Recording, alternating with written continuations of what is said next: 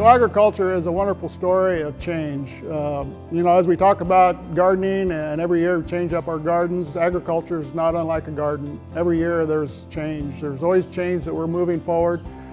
And a depiction I like to use to correlate to change in agriculture is the use of the corn planter that's here. My grandfather back in 1922 started with these two rows here, if you will. He had two-row planter. Soybeans were used back then just as a hay crop or a second crop in case they got hailed out. So corn was the only game in town.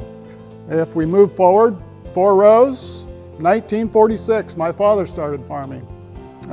By then, soybeans were there, but they were more of a forage crop than they were as a protein crop. Agriculture was evolving, machinery was getting better, but everything was turned upside down and the fields were plowed. Let's move forward to 1974, the year I started farming. By then, conservation tillage was on the docket, and we were talking about getting ways to deal with tillage, and that's what this little cutter does. It starts to cut through the tillage so I can lay that seed in a nice precise zone. And in that process, we started using technology where we were guided.